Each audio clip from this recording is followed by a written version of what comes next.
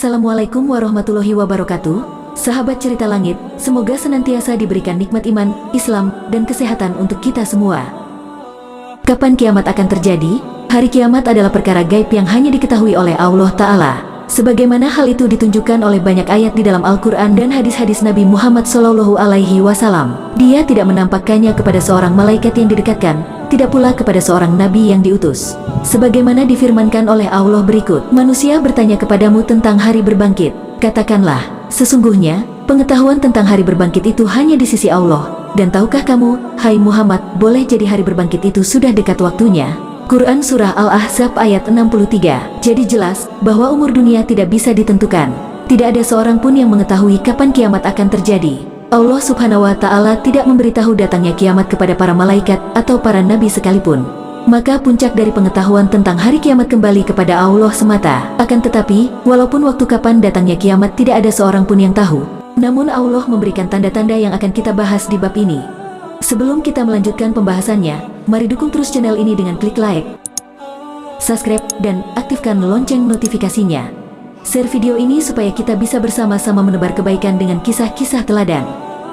Walaupun waktu kapan datangnya kiamat tidak ada seorang pun yang tahu, namun ayat-ayat Al-Quran dan hadis-hadis sahih menunjukkan telah dekatnya hari kiamat. Karena munculnya sebagian besar tanda-tanda kiamat merupakan bukti bahwa kiamat sudah dekat. Kita akan menekankan pada pembahasan tanda-tanda kiamat sudah dekat, bukan mengenai kapan kiamat akan terjadi. Perlu diperhatikan, tidak setiap apa yang dikabarkan oleh Nabi Muhammad SAW dari tanda-tanda kiamat menjadi haram atau tercela. Hal ini hanya sekedar tanda.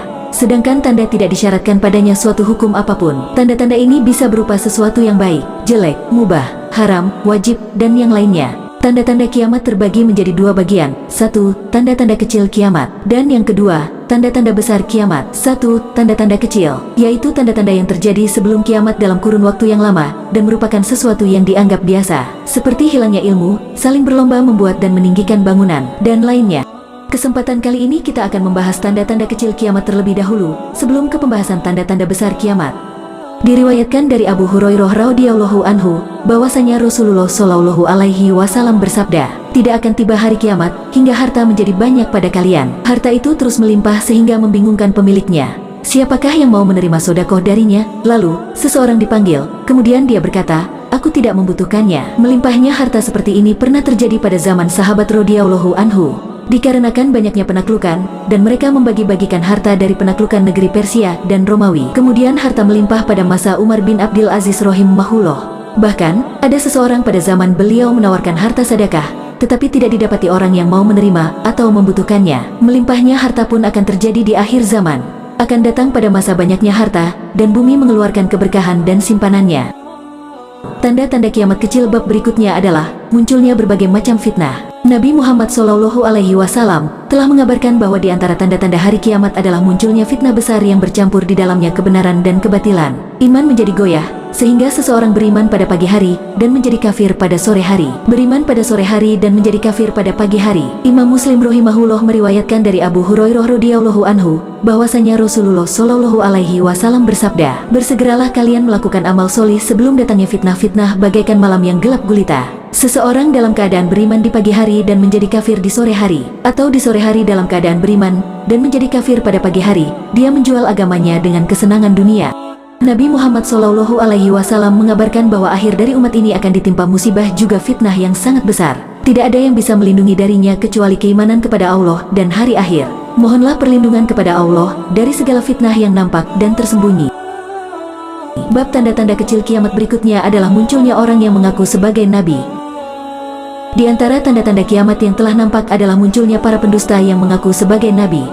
Jumlah mereka mendekati 30 pendusta. Sebagian dari mereka telah muncul pada zaman Nabi Muhammad SAW, juga pada zaman sahabat.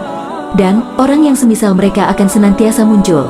Dijelaskan dalam As-Sahihain dari Abu Hurairah radhiyallahu anhu, dari Nabi Muhammad SAW bersabda, tidak akan terjadi hari kiamat hingga dibangkitkan dajjal-dajjal, para pendusta yang jumlahnya mendekati 30. Semuanya mengaku bahwa mereka adalah utusan Allah. Yang dimaksud dalam hadits tersebut adalah orang yang mengaku sebagai nabi. Namun, mereka memiliki kekuatan, banyak pengikutnya, dan terkenal di kalangan manusia. Beberapa telah muncul di zaman Rasulullah dan para sahabat. seperti Musailamah Al-Kadzab, Al-Aswad Al-Anasi di Yaman, Sajah, Tulaihoh bin Huwailid, Al-Muhtar bin Abi Ubaid Ats-Sakafi. Para pendusta seperti itu akan terus bermunculan satu persatu, hingga akhirnya akan keluar Dajjal yang sebenarnya. Tanda-tanda kecil kiamat yang lain akan kita bahas pada video berikutnya. Terima kasih, semoga bermanfaat. Wassalamualaikum warahmatullahi wabarakatuh.